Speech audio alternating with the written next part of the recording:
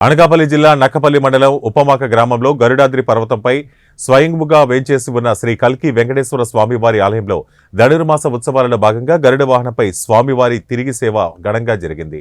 గరుడాద్రి పర్వతంపై గల మూల విరాట్కు ఆలయ అర్చక స్వామి సంకర్షణపల్లి రాజగోపాల కృష్ణమాచార్యులు అభిషేకం, విశేష ప్రసాద నివేదనలు, తీర్థగోష్ఠి నిర్వహించారు. అనంతరం భక్తులందరికీ దర్శన సౌకర్యం కల్పించారు.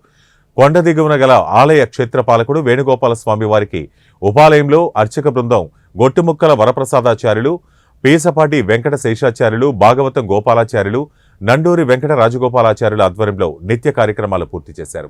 అనంతరం శ్రీదేవి భూదేవి సమేత వెంకటేశ్వర స్వామివారి ఉత్సవమూర్తులను రాజాదిరాజ వాహనంపైన, గోదాదేవి అమ్మవారిని పల్లకి వాహనంపైన అధిష్టింపజేసి గ్రామ తిరువీధి సేవ నిర్వహించారు. అనంతరం గోదాదేవి అమ్మవారి వ్రతదీక్షలో భాగంగా అమ్మవారి మూల విరాట సన్నిధిలో తిరుప్పావైలోని ఆండ్రు ఇవలగం అళస్థాణై ఆడిపోతి 24వ పాసురములతో ప్రత్యేక నీరాజనాలు సమర్పించారు. అనంతరం తీర్థగోష్ఠి, భక్తులందరికీ ప్రసాద వినియోగం జరిగింది. ఈ కార్యక్రమంలో దేవస్థానం సిబ్బంది గురవయ్య, గ్రామానికి చెందిన గొట్టుముక్కల రంగనాథ స్వామి, రేజేటి సింగరాచార్యులు, పలు గ్రామాలకు చెందిన భక్తులు అధిక సంఖ్యలో పాల్గొన్నారు.